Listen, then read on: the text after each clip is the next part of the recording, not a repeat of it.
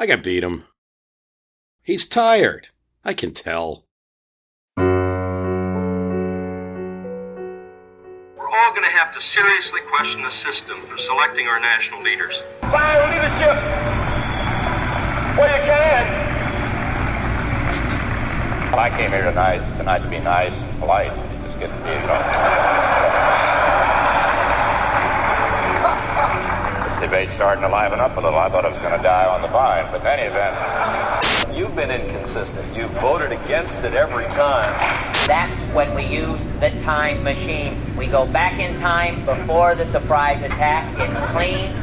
It'll save our kids in the event of a Russian first strike. Now, sounding more like Al Haig than Al Gore.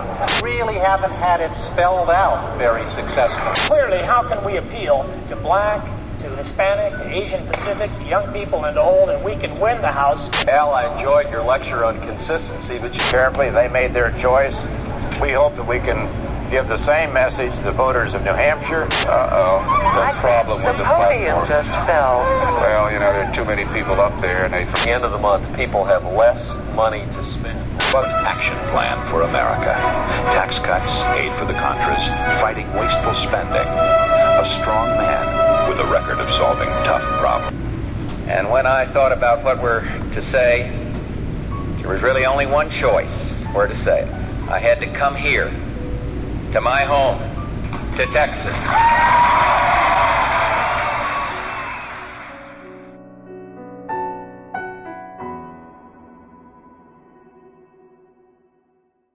I can beat him.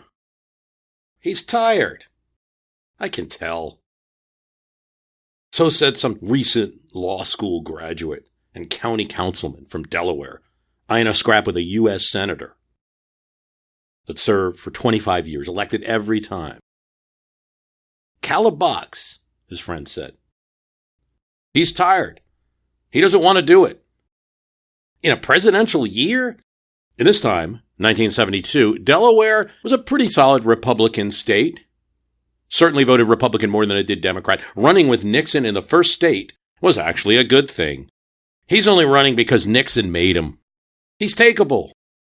We began as young men and women, full of enthusiasm and fired with passion and purpose. More passion and purpose than political wisdom. They went to work. Family, brother Jimmy, sister Val, around the table, and lots of volunteers. First election that 18-year-olds could vote in the United States, and Joe Biden, he was a youngin'. He was not even 30. The old saying went, don't trust anybody over 30 back then. Well, Joe Biden wasn't. And they made posters that might as well have said, Caleb Boggs is old. In 1950, Caleb Boggs wanted to make Americans safe from Stalin. Joe Biden wants to make them safe from crime. Caleb Boggs' generation wanted to cure polio. Joe Biden's generation dreams of conquering heroin. Yes, Biden strongly suggested age, lack of zeal, but also kept the issues practically Republican. Joe was flirting with being a Republican in Delaware before he ran for a county seat. He didn't talk about Vietnam much. His mom hosted coffees up and down the small state where coffee and face-to-face meetings mattered. 10 coffees a day. Caleb Boggs didn't take a shot at Biden. Stayed in Washington. Why mention his name? Why give him the coverage? Delaware GOP campaigned for Nixon and the gubernatorial candidate they thought would have a great chance of winning. And that was exactly as Biden had planned it. Only a handful of people outside the family thought I had a real shot to win. Smart guys told me, why don't you put out a press release? Let them know all the great things you're doing. But I wanted to meet as many voters as I could to let them see me and hear me all through 1971 and 1972. It was coffee under the radar with Joe. When the press did cover me, they didn't give me a snowman's chance in August. He would go into malls, walk right up to people and say, I'm Joe Biden. I'm running for Senate. Do you trust me? From Richard Ben Kramer, What It Takes. Joe could see the whole thing in his head. What's more, he could talk it. The organized emotion of a football play. Practice for months, until it was clockwork. where he saw in his mind, before the snap of the ball, how he'd run exactly 20 yards down the field, where he'd feint for the goalpost, then cut to the sideline. Like it already happened. He saw how he'd plant his left foot, saw the tuft of the grass that his cleats would dig into, the look on the cornerback's face as he would leave that SOB in the dust. He tried to tell his experts and gurus. He had to see the moves. He wanted to play them out in his head with scenes, with dialogue. And he saw it here, that Cale Boggs would not react in time. Biden was at 3% of the polls when he rented the biggest and best ballroom in the state for his victory celebration. In fact, nothing angered Biden more than when polls showed him inching up, and the press took notice. Here's Time magazine. A college football and rugby enthusiast, Joe Biden keeps his athletic trim by skiing and playing an extremely rough brand of touch football. The article used the word Kennedy. Good press for Biden. Perhaps any other candidate would love getting that press. For Biden, he saw it as waking up the GOP, and it did. Caleb Boggs came into the state more. Every Delaware Republican up and down the state got their orders. Now, talk about Joe Biden. Talk about taxes. Talk about liberal. But there was one good development. Biden had wanted to get Boggs in a TV debate. And of course, Boggs had stalled. Now Boggs wanted a debate. Bango! Plan in action.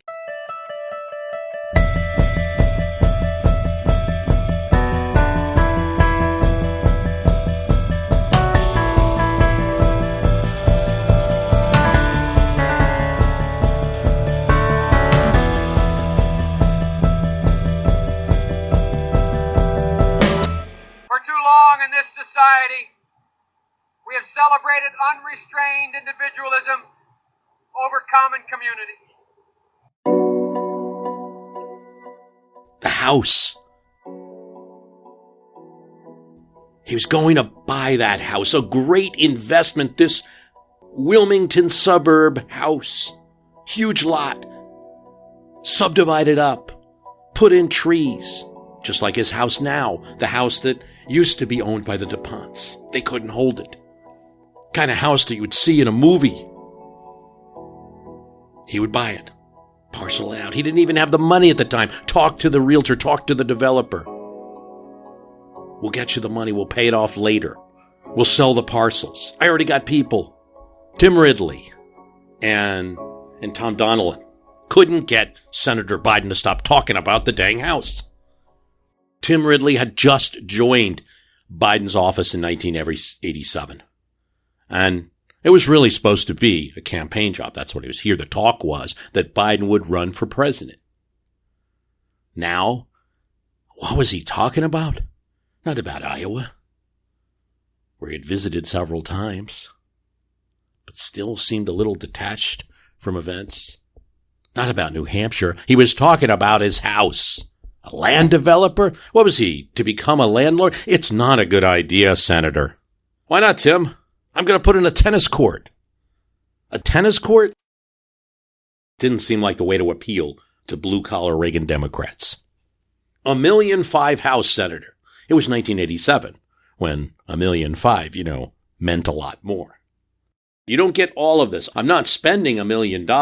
I'll sell it for $1 million when it's done. It's not worth $1 million now. It doesn't matter, Senator. The Wall Street Journal, they're going to dig into this. The Journal was, in 1987, on a jihad of adding up candidates' finances, showing how much they actually own. They particularly liked any candidate that might be appealing to the middle class. Wall Street Journal, that's fine. They'll know more than anybody about the financing on this. They'll understand it. I'm going to parcel it up with plantings. Great place for the weekends. Tom and Tim were not getting this. They didn't want to hear about plantings. It was time to announce for president. There are going to be others. Hart is already the front runner. And this guy's talking about a house, mortgages, a place for the weekend. Biden, now a senator for 3 terms, could have run in 1984.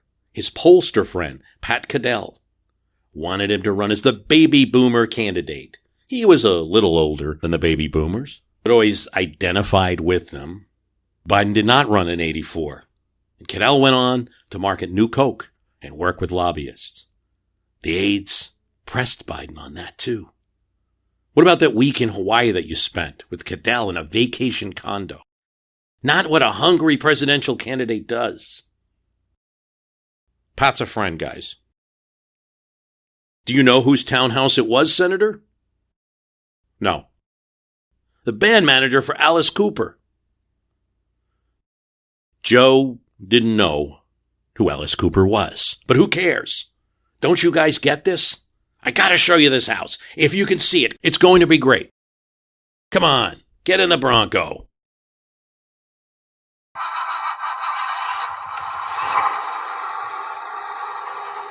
say it without boast or bravado. I've fought for my country, I've served, I've built, and I'll go from the hills to the hollows.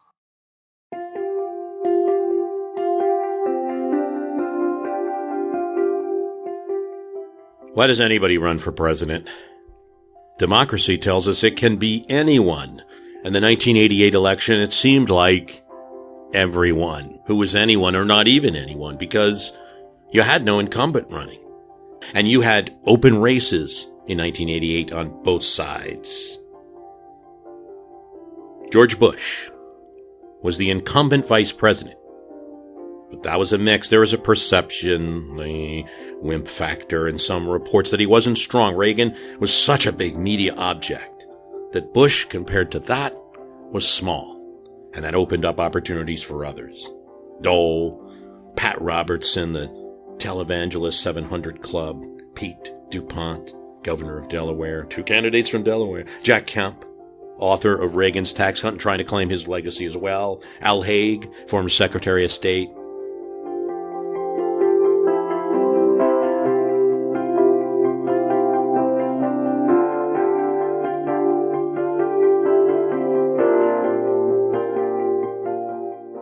Why does everybody run? Why does a Bruce Babbit run? Arizona Democrat. It was a small state. It's bigger now. Now, in electoral votes, Arizona's bigger than Wisconsin or Minnesota or Missouri, and it's just as big as Tennessee. Back in 88, it was like Mississippi or Nebraska, 7 votes. So Babbit was a consensus builder. For a presidential contender, he was small time, but he had this idea. He'd pay off all of Reagan's deficit. Every American would pay a national sales tax, a consumption tax. It's not popular yet, he would tell reporters, but it's getting there. As we reach down into our hearts and souls as Democrats and say we're going to confront reality, we're going to speak honestly to the American people. They say he's right, Babbit said of the press and pundits. If they could vote, Babbit would be wearing the windbreaker with the POTUS seal. But they don't vote. And a tax on stuff you buy for something abstract? I'm resigned to being the underdog, Babbit would say proudly. Why does a Paul Simon run? No, not that Paul Simon. The other one, in this case. He signed a controversial measure, the Moral Act, the Land Grant College Act, which James Buchanan, ahead of him, had vetoed. That bill was the GI Bill of the 19th century. That fellow that looked straight out of Illinois farm country, the publisher of a newspaper. Straight 1930 haircut, big glasses, huge ears, an old-fashioned square of a congressman who beat Charles Percy, a liberal Republican, and was senator for just 3 years.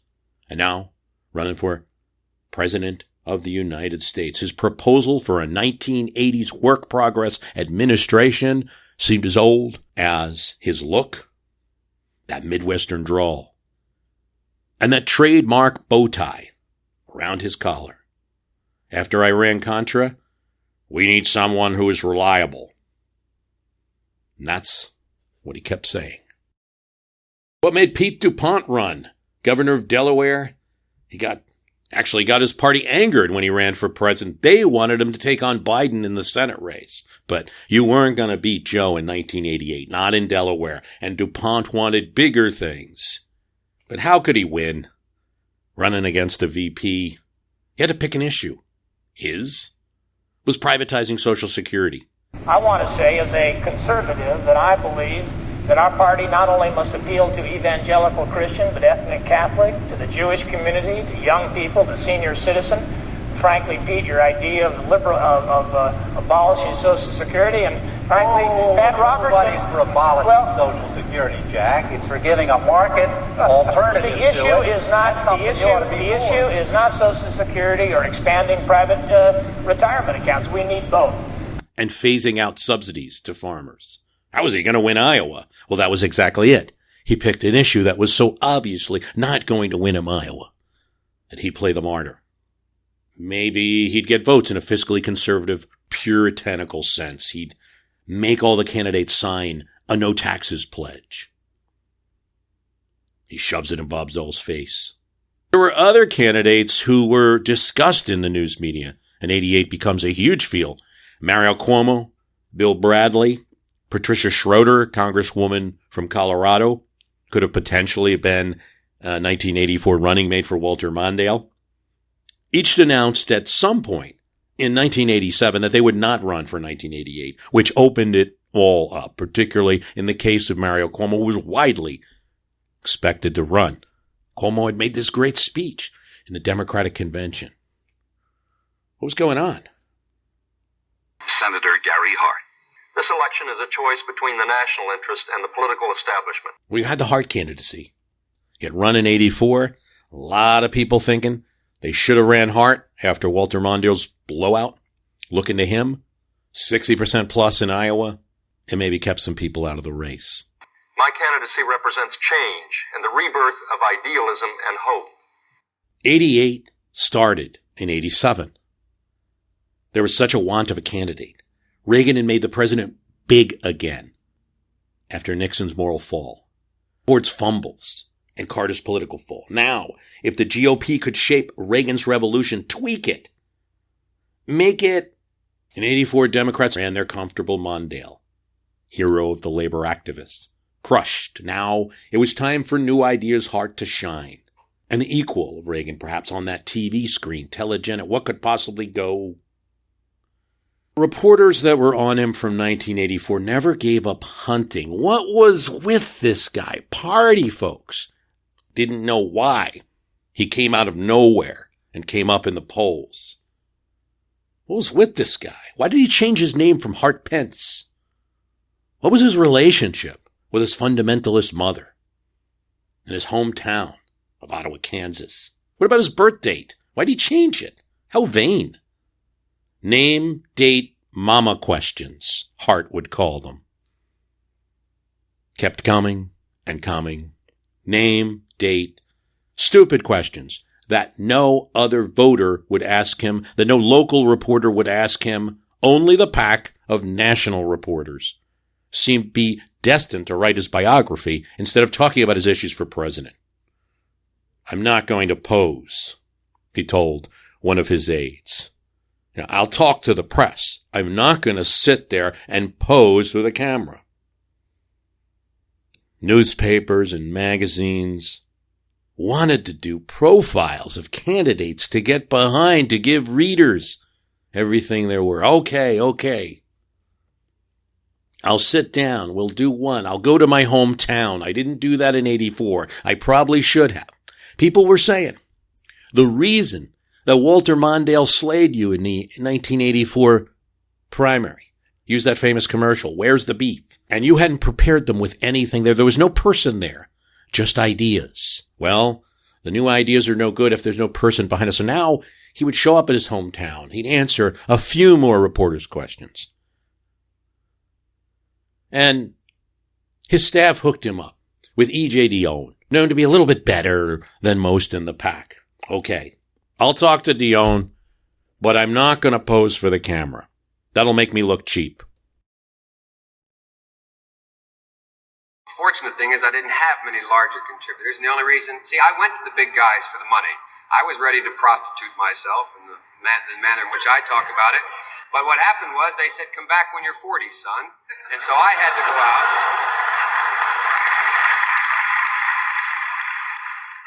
Joe got his TV debate just as he had hoped, just as he had pictured in his head. And it couldn't be a worse night. for Senator Caleb Boggs of Delaware. The contrast of a young man versus an old one on TV screens across the state that the fledgling Biden campaign didn't have to pay a dime for. Joe didn't attack. He acted the grandson.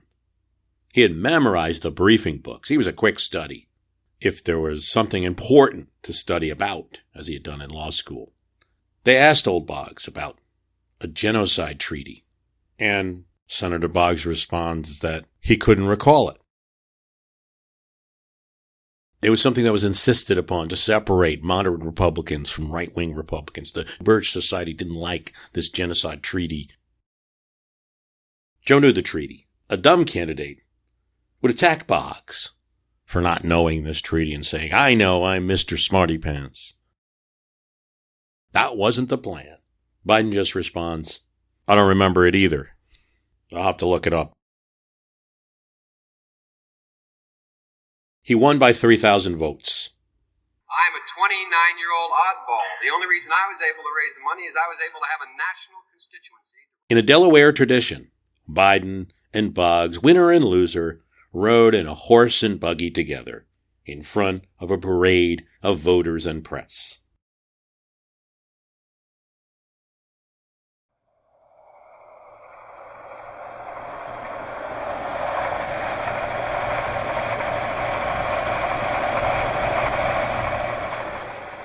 Late night in Wilmington, and the Bronco races through the streets as the senator shows his aides this place, this house, this beautiful lot. I can do weekends with Jill here.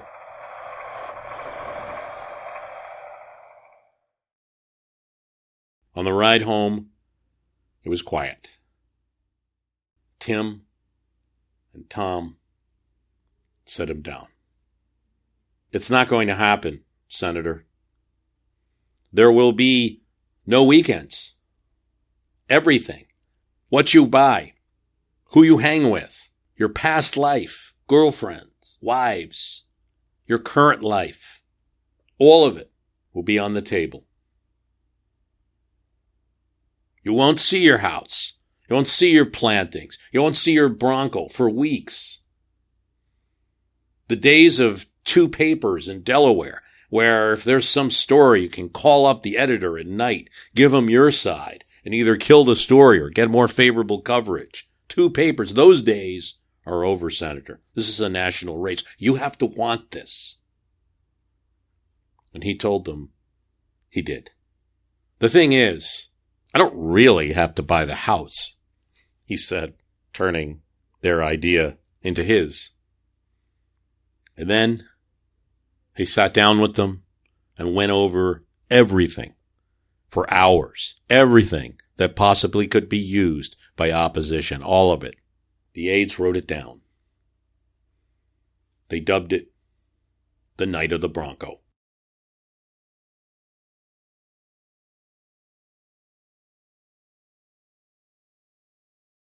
Because I think it illustrates a concern that a lot of people have in this country about George's candidacy.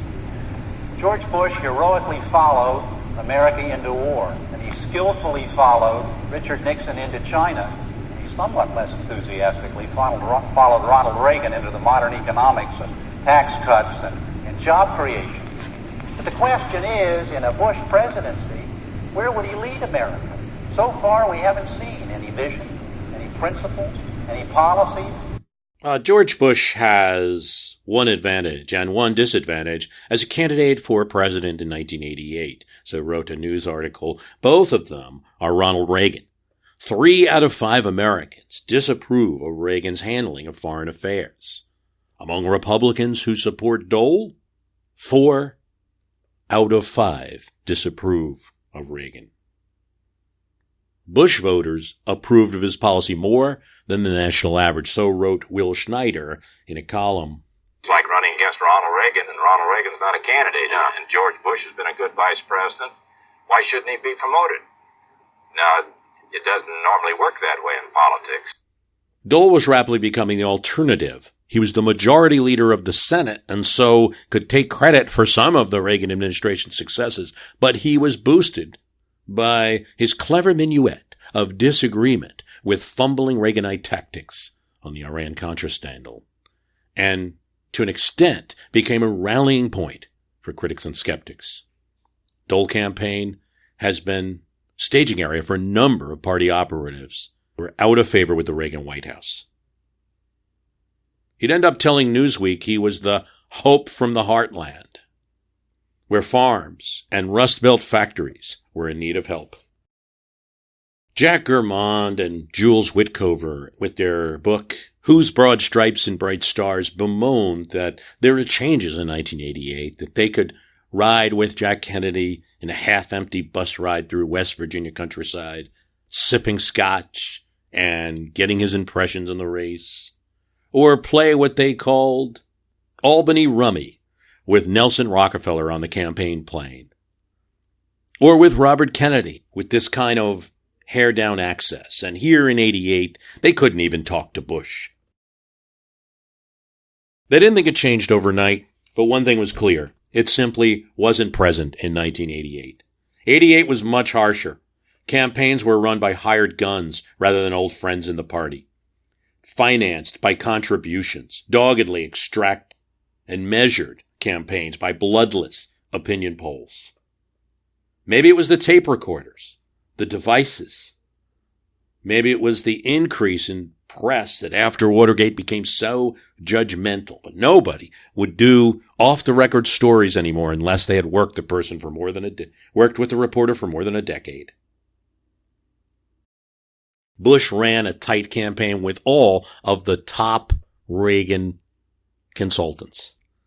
Even people that didn't necessarily support him politically or think that he was the best candidate signed on. Lee Atwater, coming out of South Carolina, was one of those folks. Bush had an issue, and that was the Iran-Contra issue.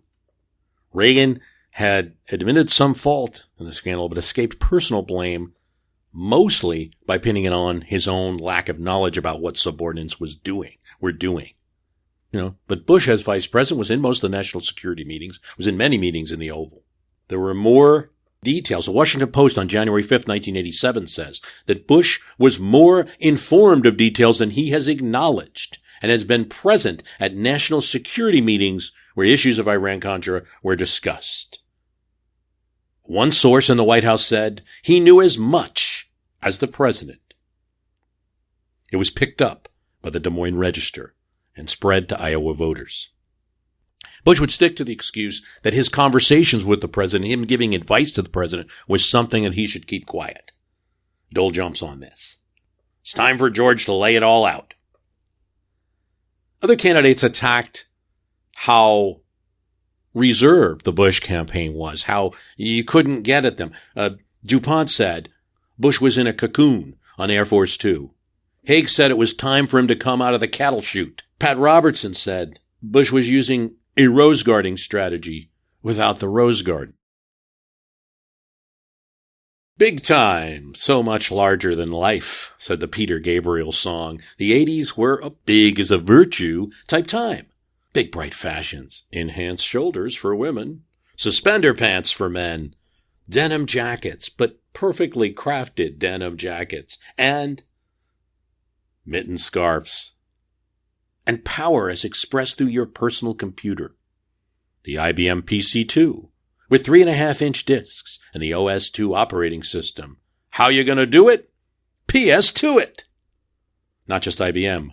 The Sinclair 288. The first computer weighing under 2 pounds. Anything is possible now. Gorbachev and Perestroika. Disposable contact lenses. The first AIDS drug, AZT. England and France beginning to discuss a channel between them. DNA used for the first time in a criminal investigation. Belgium bans smoking. And the U.S. Supreme Court says Rotary clubs must admit women. Movies. The Last Emperor. Moonstruck. Wall Street tells us that greed is good. While on TV, 30-something. All lowercase. Looks at this new generation that so many people are fascinated with because they're so different, the baby boomers, and how they are so self-absorbed, so analytical of themselves.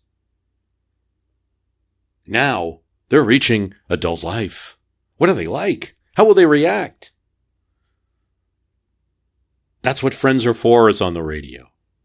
Knowing you can always count on me. A world treaty cuts chlorofluorocarbons, CFCs, by 50%. Richard Branson cruises the Atlantic in a hot air balloon. James Baldwin and Andy Warhol die. Pete Buttigieg is 5 years old. Cable TV, originally used in the 1950s as its zenith, invented for rural areas where TV reception is poor, now becomes a convenient way to spread TV content around, especially after deregulation in the 1970s, from 17 million cable households to 53 million in the 1980s, and 70 networks by 1987. Flick the switches on your cable box. And because of all these choices, TV is more experimental, and the pressure on ratings is not as high. Tanner 88, Try Something New, blends real scenes with Pat Robertson, Bob Dole, Gary Hart, and a fictitious candidate who has very little prospects. In desperation, he has a rant that his staff hears and slyly records it. You know, TJ, just before you called me last spring, Lexi and I went down to the Democratic Leadership Conference in South Carolina. The last night we were sitting around with Kirk O'Donnell, Hart, Biden, a couple of the other candidates. We were shooting the breeze about how much the party had changed since the 60s. And suddenly, out of the blue, Lexi turned to Hart. She asked him who his favorite Beatle was. Now, at first, Hart laughed, and then he stumbled around trying to remember a name. Then she repeated her question for Biden. Biden said, well, he'd never been a Beatles fan. He was into jazz. And Dukakis answered Paul, because he liked his wife or something. Now, I don't know if Lexi knows the names of all the Beatles herself, let alone the answer to her own question. But it suddenly dawned on me that I sure as hell did. And I knew for sure that anybody who didn't had absolutely no claim to generational leadership. Now, I must have, 10 years of Joe Biden. But damn it, he wasn't paying attention back then, and I was. And one of the things I figured out very early on was the singer mattered as much as the song. That ideas were only as valuable as the people who got behind them. It's an authentic speech of how things should be. The right answer is John Lennon. It shows the yearning in 1988 for somebody to say something. Cynthia Nixon is the candidate's daughter. And if it's not available on Netflix, DVD.com, well, it might be me that has the copy.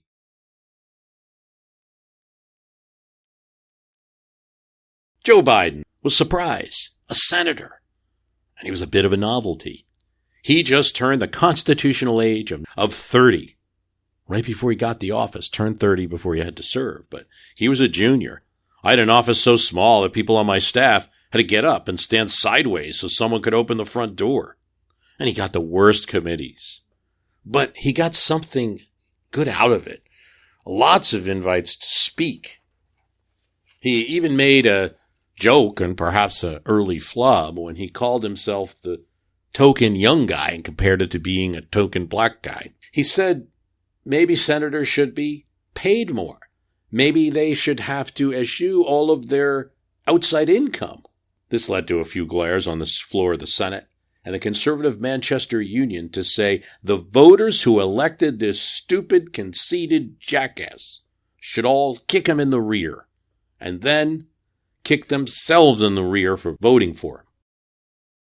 He was getting a lot of attention. He's making a speech with Jonas Salk, the inventor of the polio vaccine.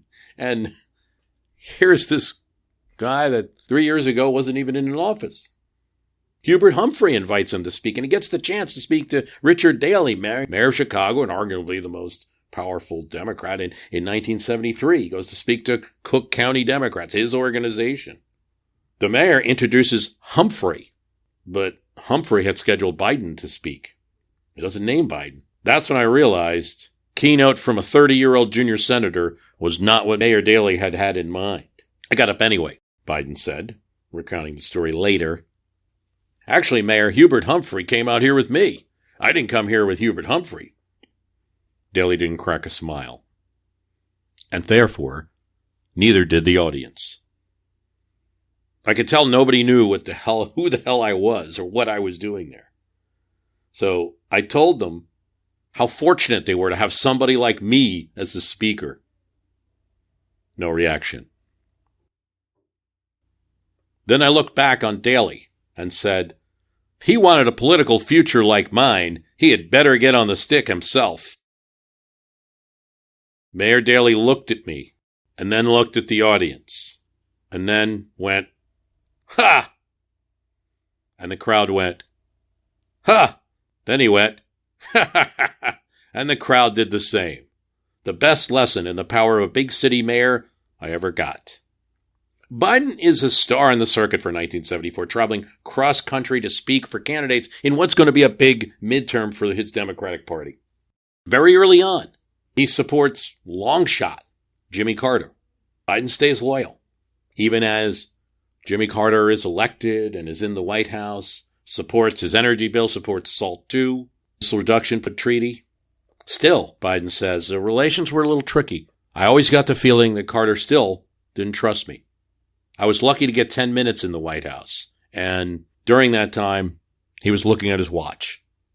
In Carter's memoir, he did take Biden a little bit more seriously, maybe too late. He mentions how Joe Biden came in and warned him that Ted Kennedy was about to run a primary against him. He was gathering support in the Senate, which turned out to be true.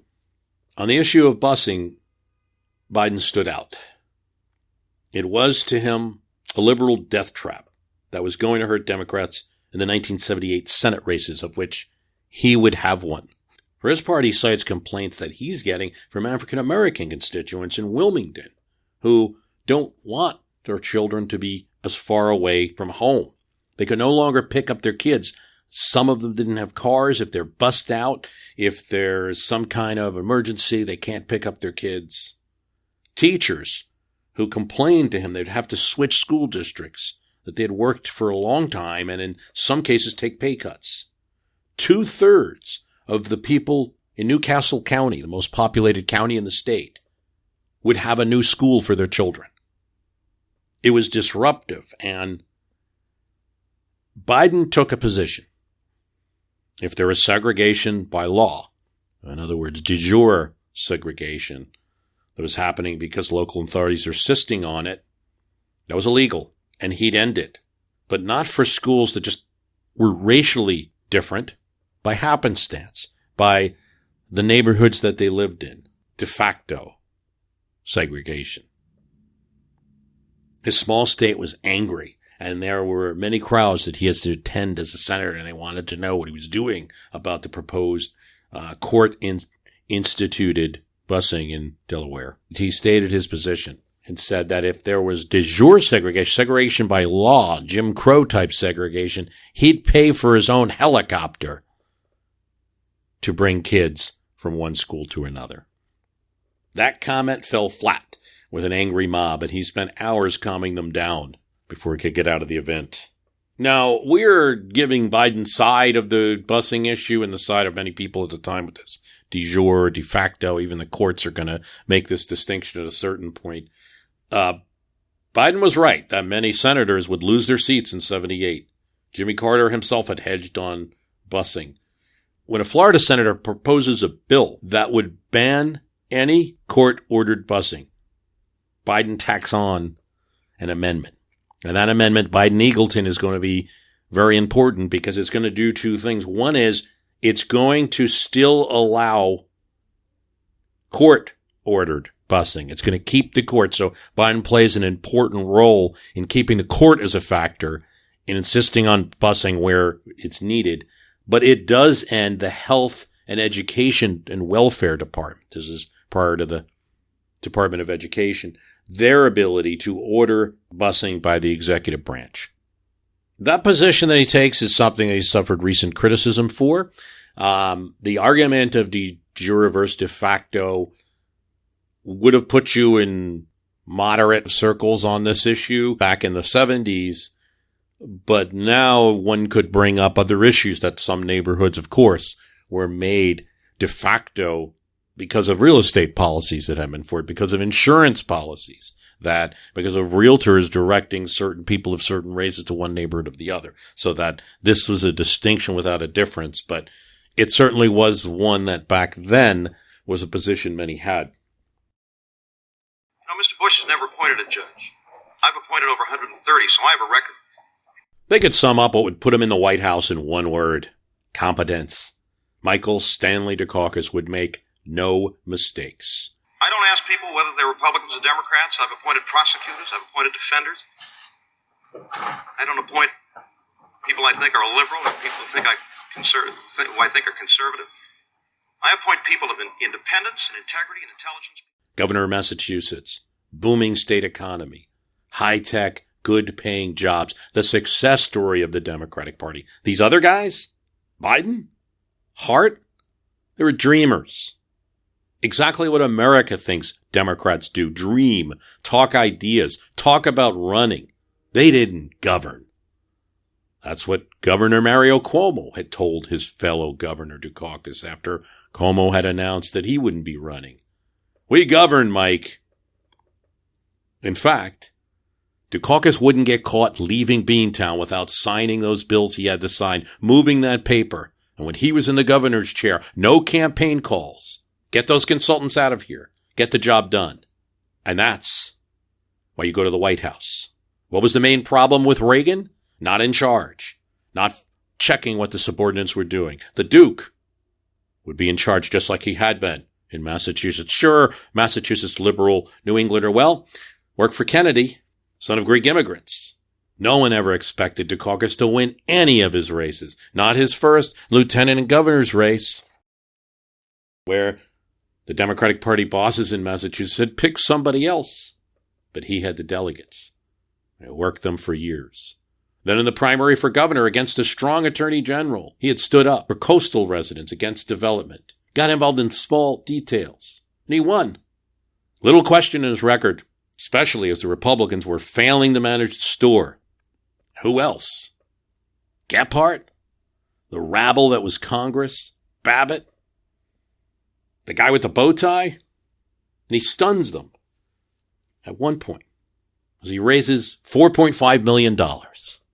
Big money in '88, more than anybody. Some of the press write it off. Massachusetts defense contractors, Greek-American fundraising circles, favors owed to a governor in state. It'll fade. But it signaled he's leading, at least in some category, raising money.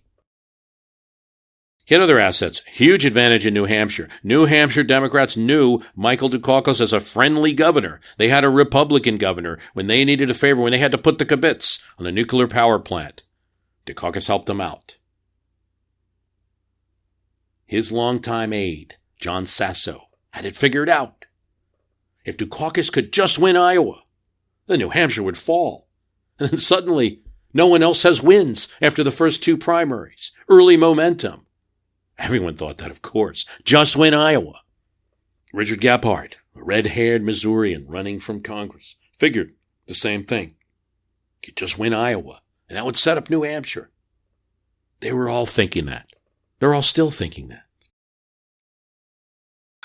Bush, 110. Reagan, 38. So George Bush is clearly the favorite here among these Republicans. The impossible dream, the asterisk on all these polls, just 4 months ago. In 1980, Bush pulled off the political impossibility. He beat Ronald Reagan, the front runner of the Republican nomination in Iowa. Reagan had nearly beat Ford in 1976. Many people felt that he really did and felt that he should have won, should have had the nomination, and would have beat Carter. Now Bush comes, and in the first race that there is, he beats him in 1980. It wasn't easy. Two things played for him. Reagan barely campaigns in the state of Iowa in 1980. State where he felt he was well known. He had been a sports radio broadcaster. Of course, that was 50 years ago. And his managers also underestimated what they needed to do. They thought that bringing 30,000 Iowans to the caucuses to vote for their man, Ronald Reagan, would be enough to take the state.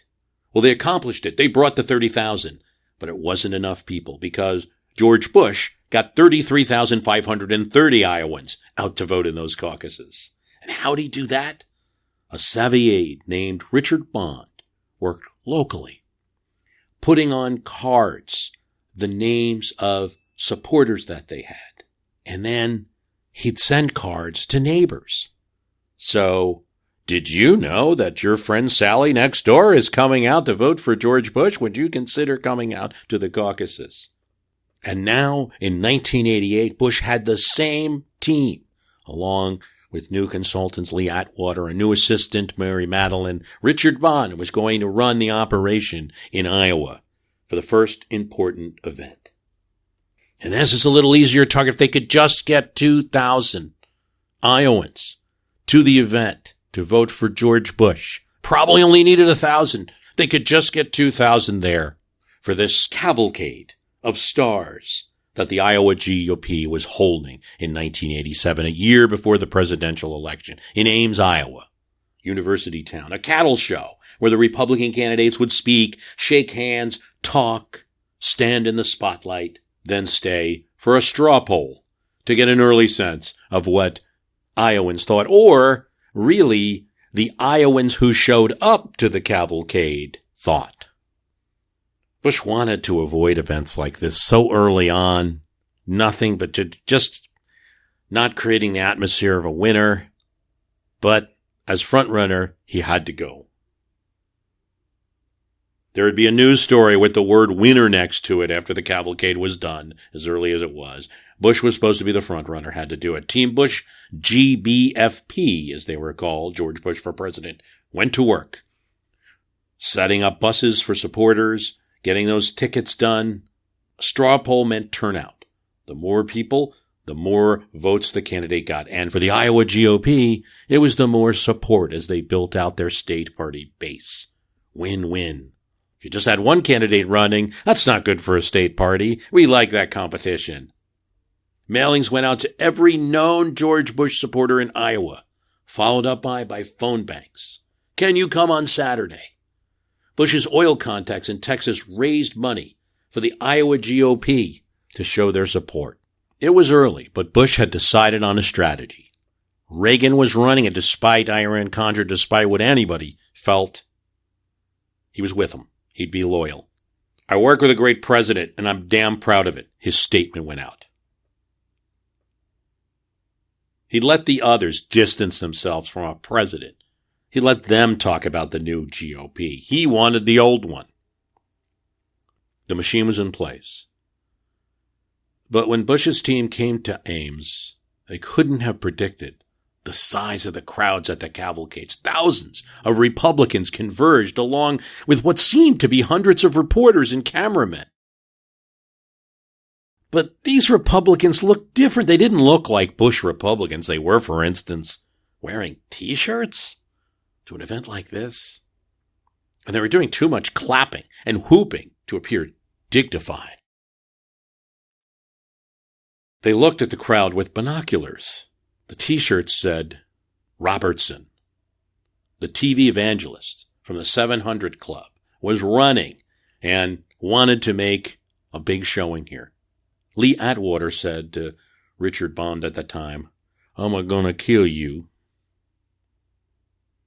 It was Bond's job to get people there. They did, but not enough. The appearance of thousands of evangelical voters from all over Iowa made Bush change his strategy a bit. He had planned to be tough and say, damn proud of it, in the audience, in his speech. And that's what the reporters got in their speech. Damn, the word damn was in there. But he had to drop it and just say, proud of it, when he made his speech. Bob Dole, meanwhile, saw George Bush fall flat with the audience, and he saw how many of the people were out there who were Robertson supporters. Ames was a university town, and some old people from his frat were watching for him, watching the TV and reporting back. He also had a local politician, Chuck Grassley, to announce him. And when he does announce Bob Dole, Grassley says, "He's one of us."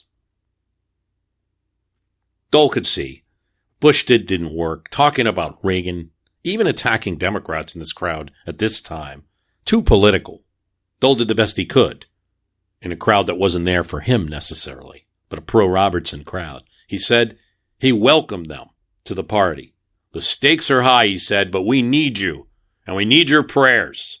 Robertson came in first in the Iowa straw poll. Dole came in second. Bush, next to the leader of the free world, came in third.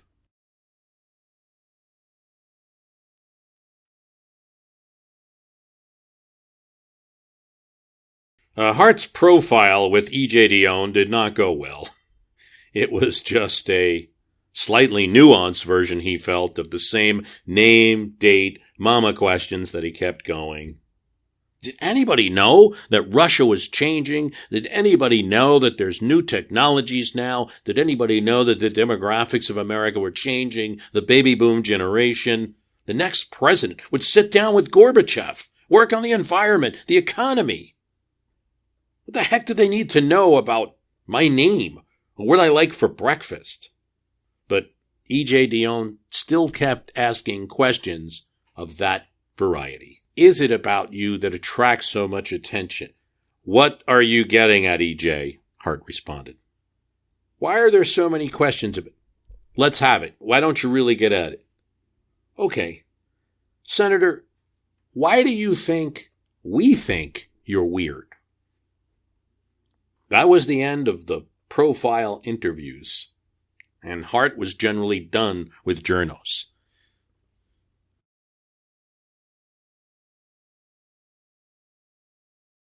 On a wind-swept rock formation in the foothills of the Rocky Mountains, Gary Hart formally announced his candidacy. "I make this race because I love my country and I want America to do better." He made the announcement to an audience of 200 staff members, reporters, and family at Red Rocks Park. It was a dramatic backdrop, huge snowy sandstone formation, known as the Garden of Titans, leading to foothills flecked with evergreen and aspen, so wrote the New York Times. Mr. Hart, wearing a blue suit and cowboy boots, arrived in a jeep and took his place at a slab of sandstone. Use of a backdrop and the intention of not taking press questions just led to more press questions from the press. Eventually, and when asked in frustration, Hart would say, "Put a tail on me." Hi, I'm Valerie Biden Owens, and I am the sister of the next Democratic nominee for President of the United States. The mood among 3,000 hometown supporters gathered in front of the restored Victorian train station in Wilmington, Delaware, was as buoyant as the red and white and blue balloons. So the papers wrote. Yet there was Joe Biden, gambling that he could pump up the crowd even higher, while challenging his middle-class neighbors with the specter of a nation at risk from materialist values. It is the plight of our children that is the moral test of our time. His voice, the paper said, bounced off the surrounding buildings. But inside, if somebody had hooked me up to a lie detector in 1986 and asked if I was going to be a fully announced candidate for 1988, I would have said no. If they had asked me if I was likely building a base to run for president in 1992 or 96, I'd say absolutely. This wasn't like my early days at the Senate. Back then, even when I was running around doing 8 coffees a day, I could see that race right down to victory, to being a senator, and all I would do as a senator. The presidential race, and being president, I couldn't see it. But the men and women who were in the business of this, they were hot to go. I knew if I didn't make the moves, they'd find other candidates who were all ready for 1988. Now is the time to meet county chairmen in Iowa, mayors, and city councilmen in New Hampshire. The article about Biden's launch wasn't completely positive. Biden's mouth can be his greatest liability. During a hearing of the Senate Foreign Relations Committee last year, Biden came across as a hothead, seeking hot headlines, while he relentlessly badgered George Shultz over U.S. policy towards South Africa. He approached a friend the next day and said, "I made a fool of myself." But never mind.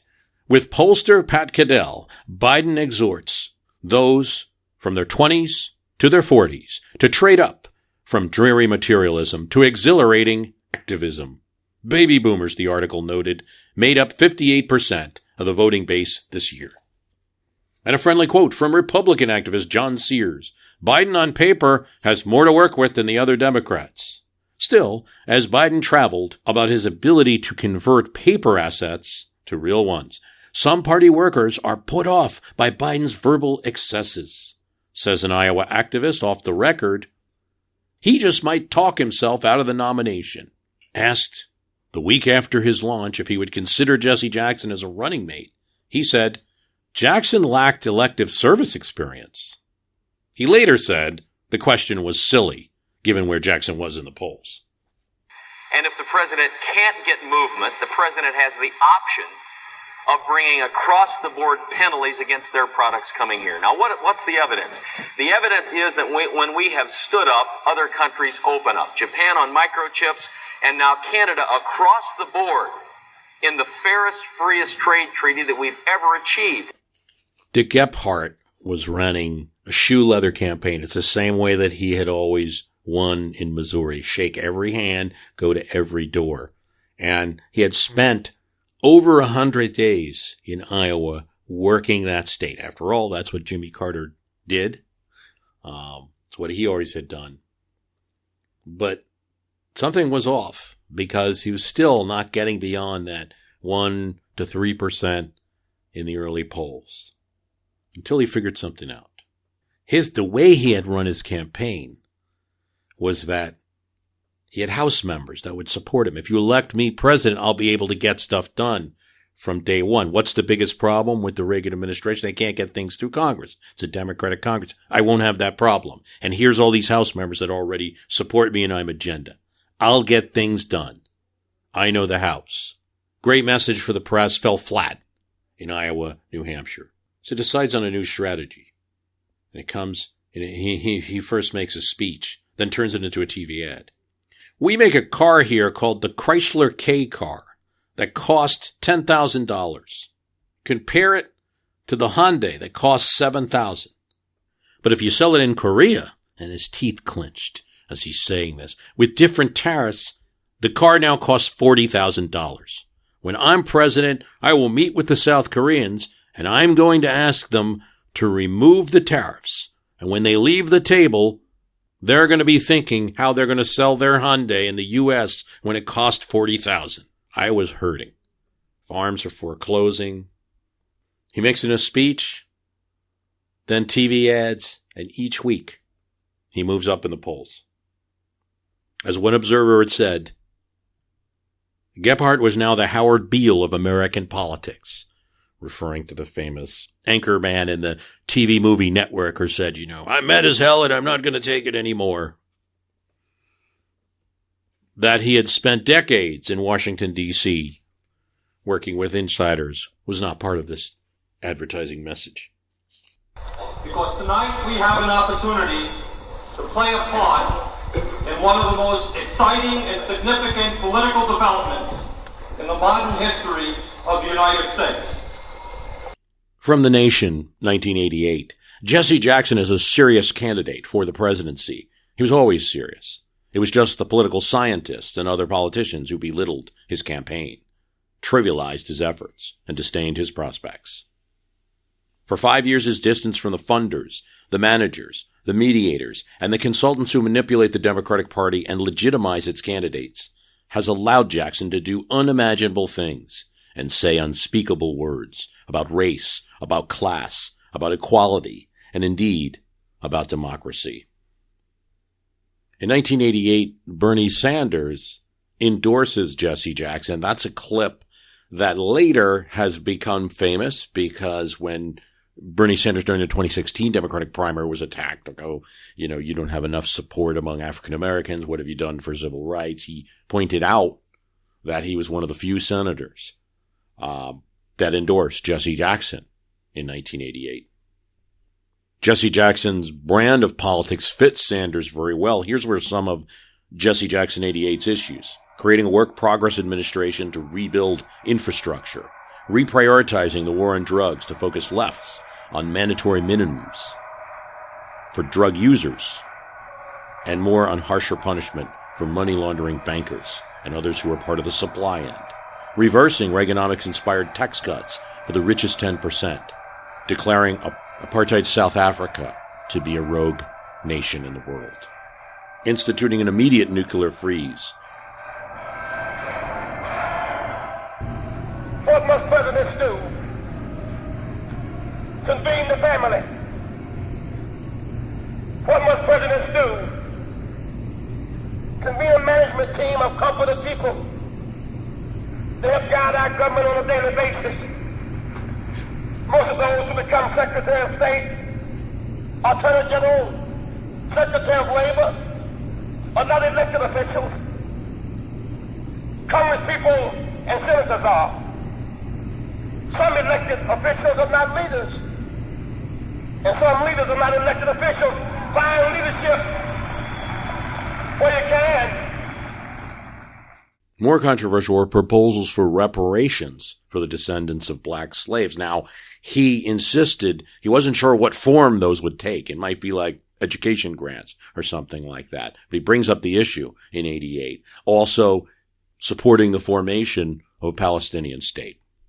He gets another senator that hasn't, been talked about as much, but it means a lot in 1988's race. And then is Ernest Hollings of South Carolina, who ran for president in 1984, kind of like a moderate conservative Reagan Democrat, endorses him.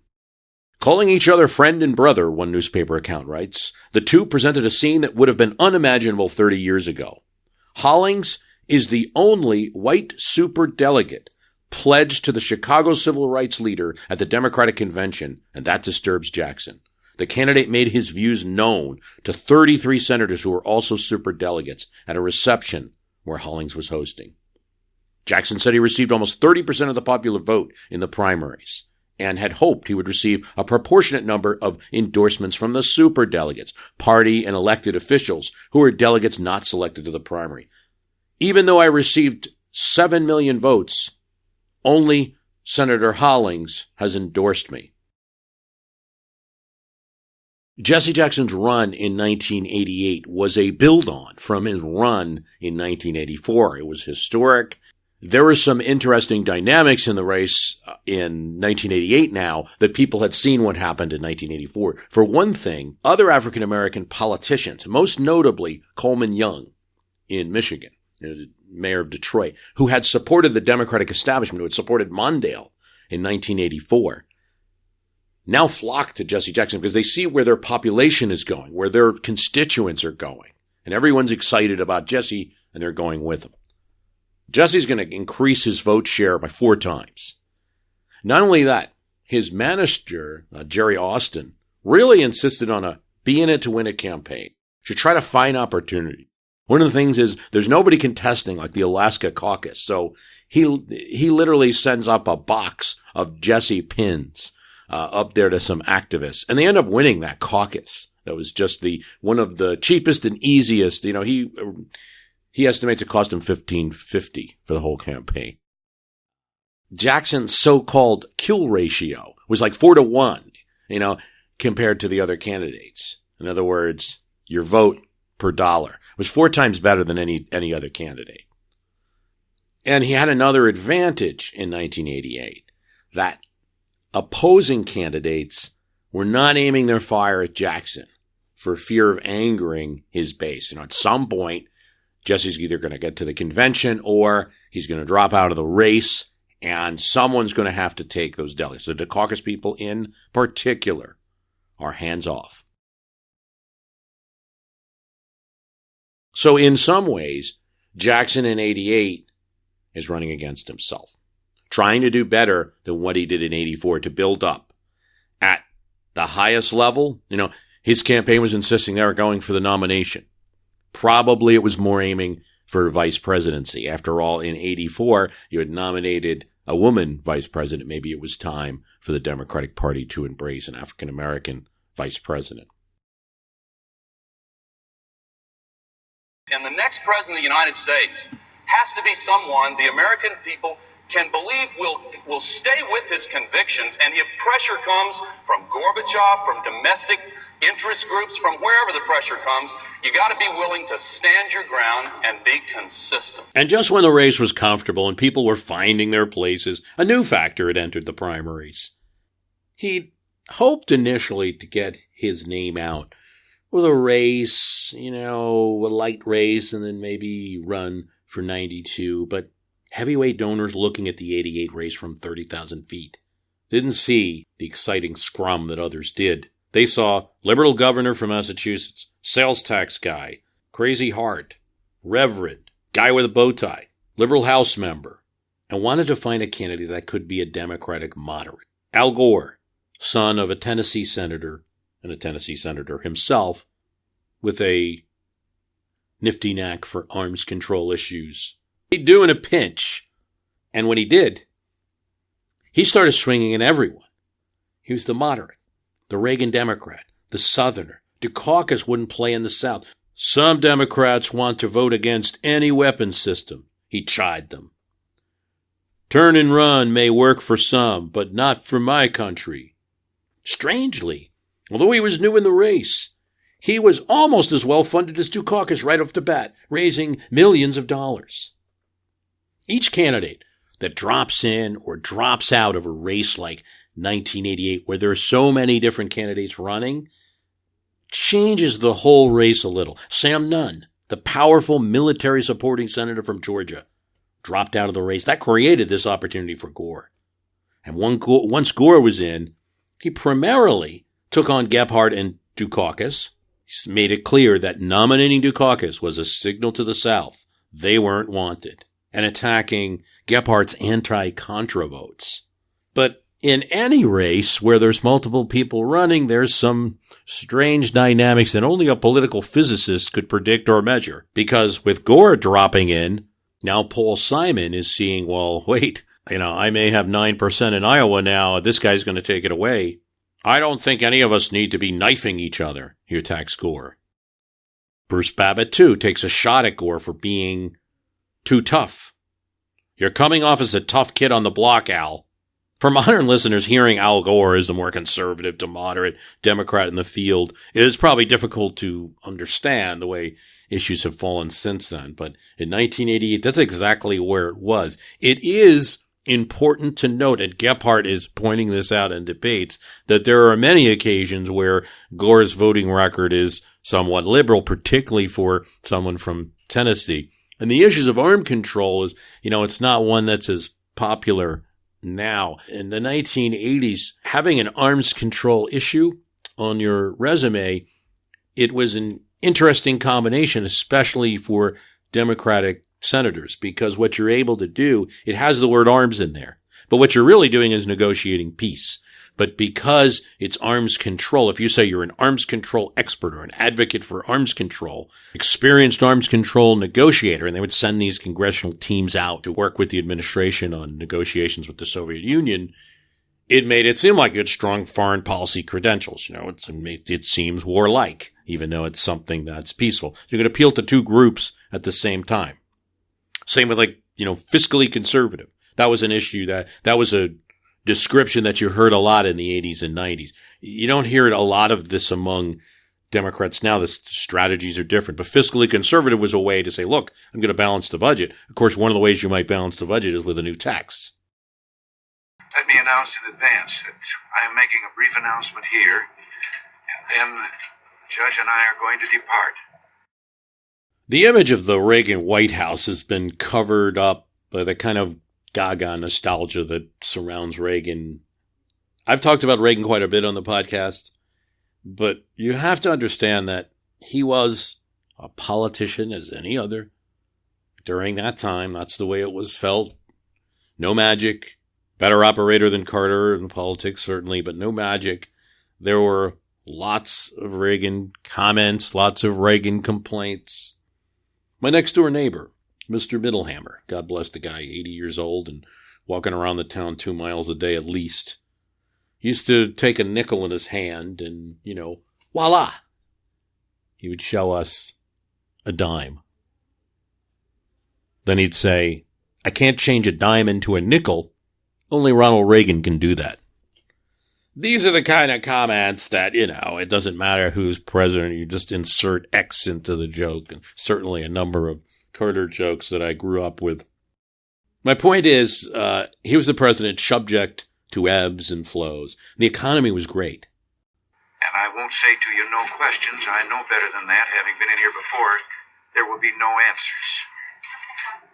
But that doesn't mean everyone feels great during that time. So in 1987, you get the Iran-Contra hearings. He's staying out of trouble while at the same time exposing managerial fallibility. He's on the ropes. Thank God for Gorbachev in some ways. But the administration going into this time is getting attacked by their conservatives, getting attacked by Republicans generally, attacked by the media. The Reagan White House isn't offering as much to the party as it had in the beginning of the decade. But it's with great pleasure and deep respect for his extraordinary abilities that I today announce my intention to nominate United States Court of Appeals Judge Robert H. Bork. So the administration announces that they will appoint Robert Bork to an opening in the Supreme Court. The opening is created by Lewis Powell, who is a moderate on the court. So this is a conservative being appointed. Ted Kennedy makes a statement from the get-go. Bork will lead to back-alley abortions. But he's not the chair of the judiciary. Now, Planned Parenthood, other groups are against the Bork nomination. But Biden is the chair. It's his committee. Biden can handle it. He says, let's go talk to Howard Baker, chief of staff in the Reagan White House. He's a good guy. Good guy. He cancels a speech he's going to in New Hampshire. Get the meeting in the White House. If we could just talk it out. They won't want the fight, and I'm not sure I can win the fight. I got Democrats, but DeConcini in Arizona holding on to his seat. Howard Heflin in Alabama. Who knows how he's going to vote? Can we win this? Not with Ted Kennedy turning this into a TV war. He goes to the White House. They listen.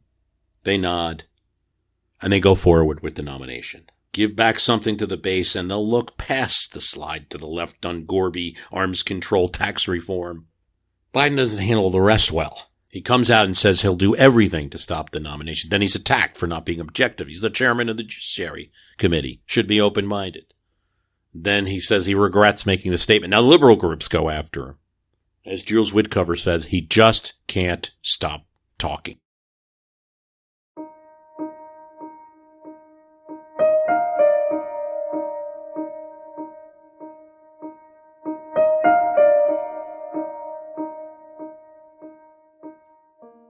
It became something of a tradition if you work on the East Coast and travel between D.C. and New York, or your train hits the next station stop will be Wilmington, Delaware. And you kind of pop your head out the window. and I remember traveling with my old boss at the time, and he said, look. And, you think it's going to be a rainbow or something, and it's Biden. Biden sightings. Amtrak Joe, because as a senator, Biden famously took the train home every day to Wilmington to be with his sons, Bo and Hunter. Now, there's a reason that this is the case. He's known for this, but there's a reason that this is the case. A month after the election, his greatest triumph, he wins a seat in the Senate, and his first step into national office, he experiences a great personal tragedy when a truck slams into the car. His wife, Nelia, and his daughter are killed. His sons, Bo, who passed away a few years ago, and Hunter, who's still alive, were in the car. And they were injured pretty severely. This truck hit the side of her car, pushed the car They're both in the hospital for some time. His sister Val steps in, and the senator-elect finds himself at the hospital and asking why. I knew about Amtrak Joe. I didn't know until I was doing podcasts and getting more into politics that Joe Biden's reason for being Amtrak Joe, for going home, nights, not only because it is a luxury, let's face it, afforded to the Delaware senator, that's only probably you can do it from the East Coast states, but it's also because he wanted to be a strong father to them. I didn't know prior to doing this cast that Joe Biden even was thinking of quitting. He said after 6 months, quitting the Senate because of what had happened. And it wasn't until I did this particular podcast that I realized that being Amtrak Joe helped him and also hurt him, because he's also going home each night and therefore staying out of that D.C. reporter culture. And reporters, not unlike with Hart, don't really know him that well.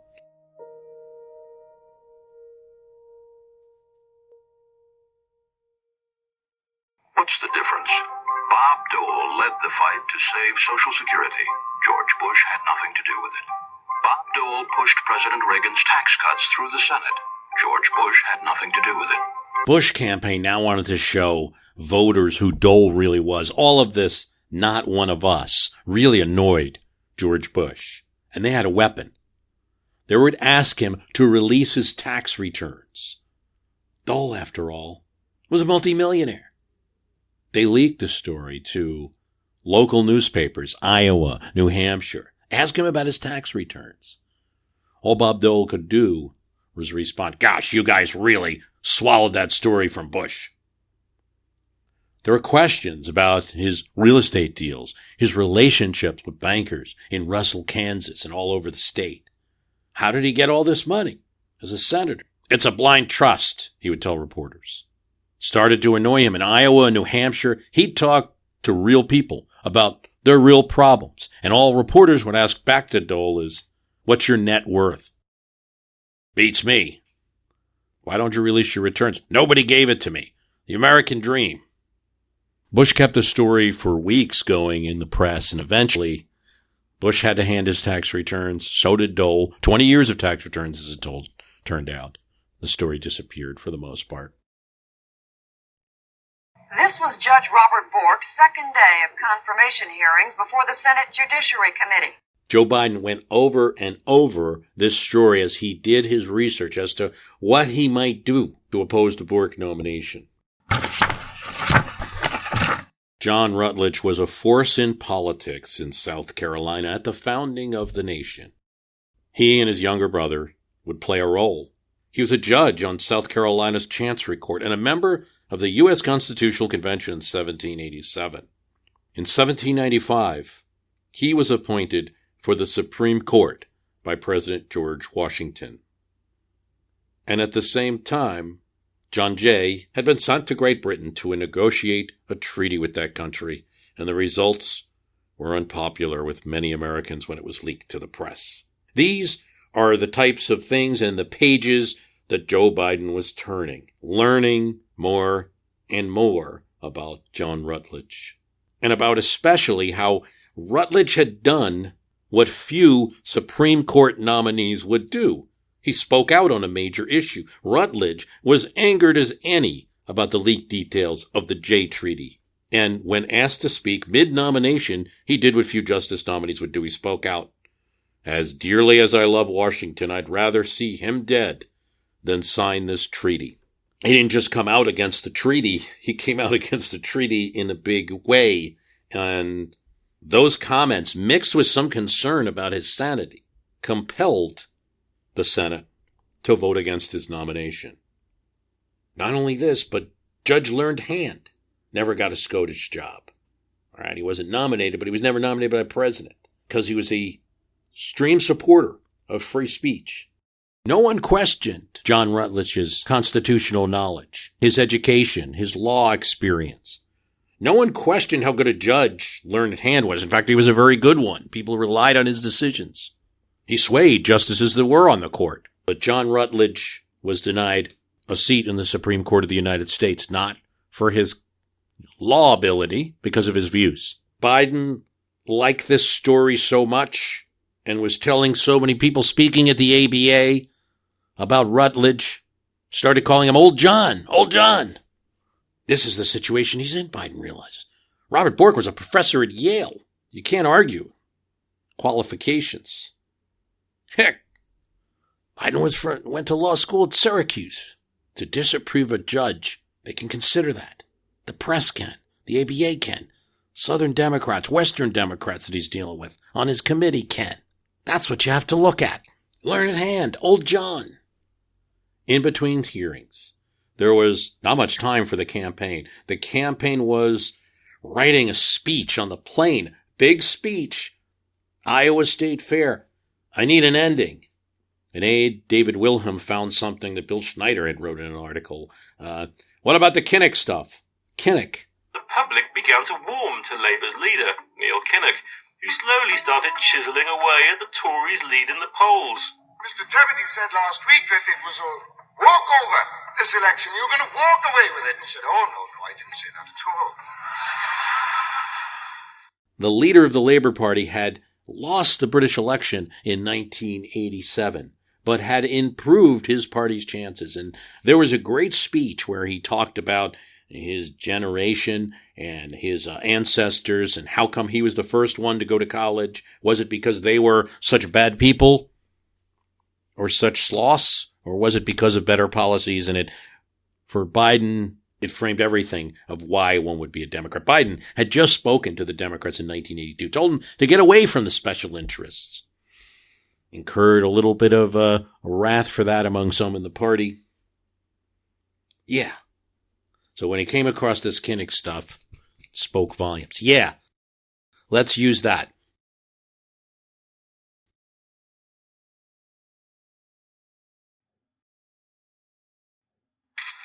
As I've made clear, I think, to everyone, I have nothing to hide. I made a mistake. I made a serious mistake, in fact. I regret those very much. When reporters staked out Gary Hart's house in D.C., he did exactly what any freebooting, thinking spirit would do.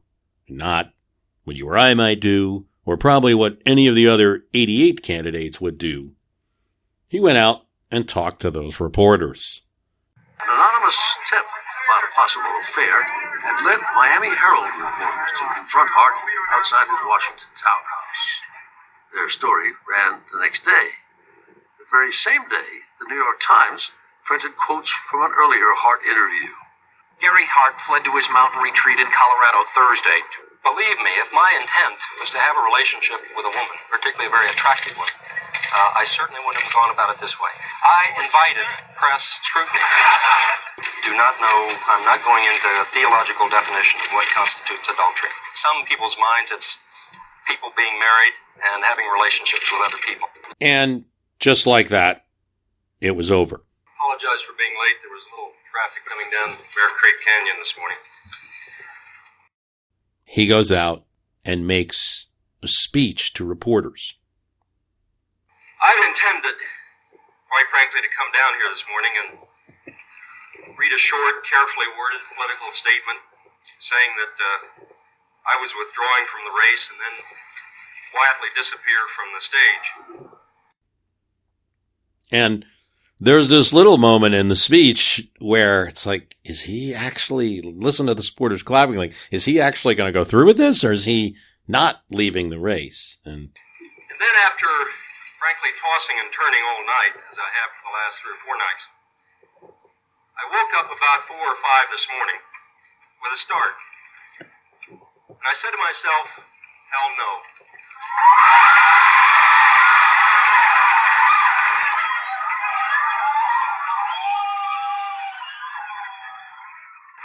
And I'm not going to do that. I'm not going to do that because it's not my style and because... No, he was, but he wanted to bash the press a little while he was doing it. Thank you very much. Now, clearly, Lee and I have never had a tougher week, but I'm not a beaten man. I'm an angry and defiant man.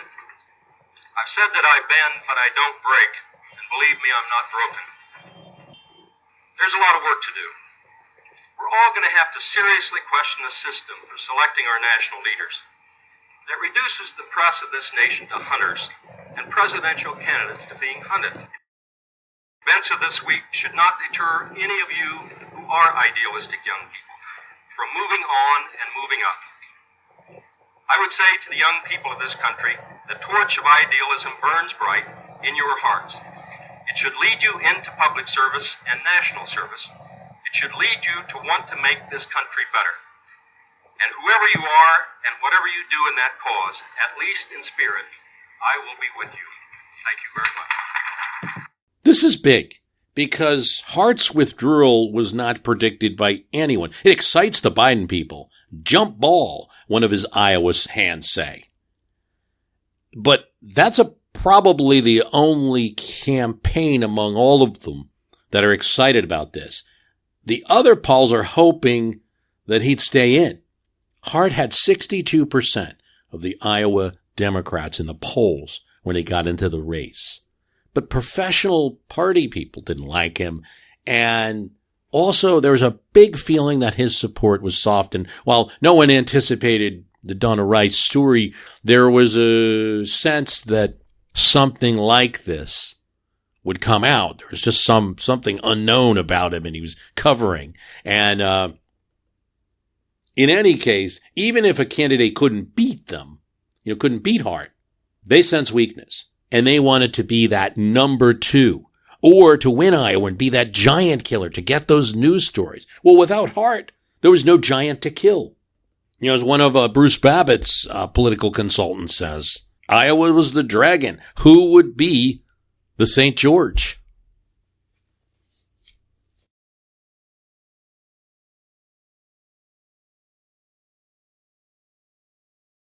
A journal article after the 1988 election by Paul Abramson talked about how voters make decisions in a world of imperfect information, and a primary with so many candidates presents interesting challenges. What will voters do? Suppose there are three candidates, A, B, and C, whom a voter prefers in that order.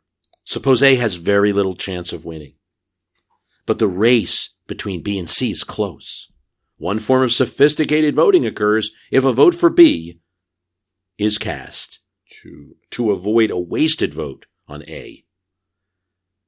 The key is the relative intensity of preferences and the perception that a voter's vote can help make a candidate win or lose. Does it matter? Some argue it doesn't matter because few voters think that their vote will actually, break a tie. Like all assumptions, this is a simplification of reality. We tested multi-candidate voting in three ways. This is writing after the 88 election. Each led to the conclusion that GOP and Democratic voters do use sophisticated voting. In other words, they're not always voting for their favorite. Our evidence suggests that voters are not fickle and they don't simply support winners. Instead, they make reasoned and sensible decisions, combining feasibility with attractions as a candidate. Overall, it's not just electability, it's how much electability. And they're going to look at, and to summarize the conclusions of Abramson's paper, and he suggested that there was still a lot of work to do. It's not just about, hey, I really want A to win, but I'm going to vote for B because I like B better than C. It's also an assessment of, well, how much more of a chance does B have to win than A? Does the candidate I'm settling for have than the candidate I really like? And that voters are using that calculus.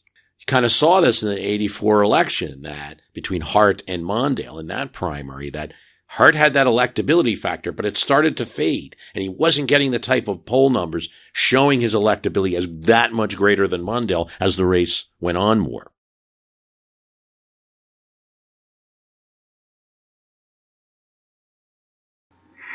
Thank you, I too would like to welcome everyone to the Economics of America debate, a forum we believe will help Iowans be better informed about some of the presidential candidates prior to the Iowa caucuses.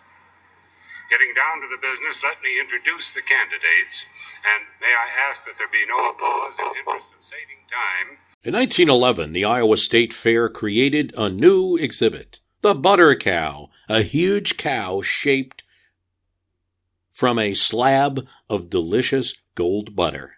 It's been a tradition since then, and it was there in 1988 too, along with other butter sculptures. 200 food stands, where you could get fried Snickers, fried Oreos, pickled dogs, pork chops on a stick, bacon-wrapped hot dogs in cornmeal. Performing that year, George Strait, Alabama, but not just country, Gloria Estefan, Julio Iglesias. The Iowa State Fair chose the Fair Queen, and talent contests were held. But in 88, like years whenever there's a presidential, the Iowa Fair boasts one more attraction, the politicians. All the candidates, including Biden, doing a debate, delivering what he thinks is the feisty charge. Why is it that Joe Biden is the first in his family to go to college?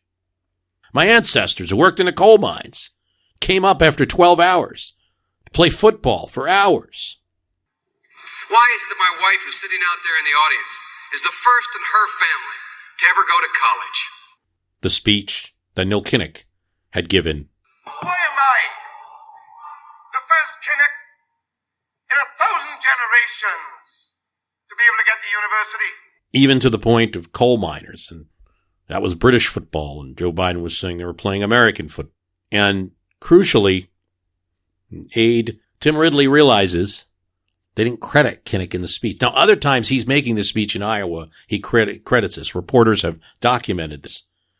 Biden campaign even produces a tape where he credits Neil Kinnock, but Biden didn't realize it.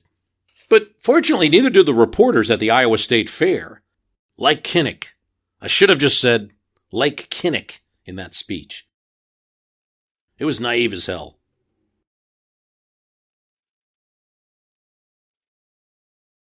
February 26, 1984, snowy New Hampshire. Jesse Jackson walks into Temple Edith Yeshurun. He's feeling like he's at a breaking point. Worst scandal he's ever faced. Later, he's going to describe the scene as Daniel in the lion's den.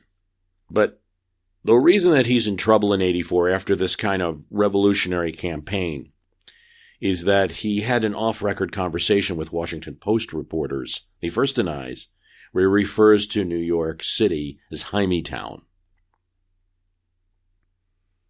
He first says, I didn't do this. Then he says, why are you making such a big deal out of it? Does everything but apologize. His wife doesn't want him to apologize. His key aides don't want him to apologize. Eventually, he decides, he tells one of the aides, quickest way between 2 points is a straight line. And here, New Hampshire, apologize. In private talks, we sometimes let our guard down, and we become thoughtless. It was not in a spirit of meanness, an off-color remark having no bearing on religion or politics. However innocent and unintended, it was wrong. So what he tries to say is that he was making like a kind of colloquial remark that someone who was African-American in Chicago. He even goes as far as to tell one magazine that there were places that you could shop that in Chicago and they wouldn't allow African-Americans in. So you had to go to Hyman & Sons, and that would be where you would get a suit or a coat. And that he didn't mean any kind of insult to the people. It was just how he referred to it. There are a couple leaders that were willing to accept that. Maybe some of more of the Reform Jewish community. It's okay, it was a dumb thing to say, but it wasn't a mistake. But Alexander Schindler, the president of the Union of American Hebrew Congregations, said that his apology was made belatedly, and it doesn't acknowledge the gravity of his language. This is combined with Jackson being supportive of the PLO, of meeting with the PLO, of wanting a policy for a Palestinian state. So it's all mixed up in this. Some of his advisors, Bill Howard, Gene Wheeler, Herb Daughtry, later conceded that Jackson would use this term often. In 1979, he goes to Beirut. He meets with Arafat, and arms entwined, smiling, there's a photo taken. On the other hand, it's 1988 now. He's 4 years from his comments. He's going to start meeting with all sorts of groups, with labor unions, factory workers, who are striking, and try to build this Rainbow Coalition into something more.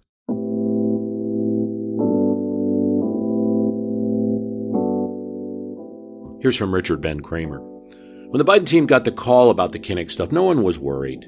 Not about that. High noon with Bork. That was in 4 days. That was going to be the tough obstacle, but also a good opportunity for their guy. Of course, they knew it was serious. The Times was calling. Maureen Dowd. Whatever she wrote, it got play in the press. She was asking if Biden had any coal mining ancestors. They were trying to determine that. Tom Donilon got on the phone. Maureen, we are in the biggest constitutional fight in 50 years, and you want to know whether Biden's great-grandfather was a coal miner? Alas, he had no coal mining ancestors, but wasn't worried. All these reporters were there at the Iowa Fair. Nobody said a word. No one asked about it. And you have this scene where Tim Ridley goes to get the newspaper in the morning, after having talked to Maureen Dowd the day before. And it's like, whew, looks through it. Great. Checks the politics section, checks, great. Don't see any evidence that this is going to become a story. Until he looks at the front page. And there it is.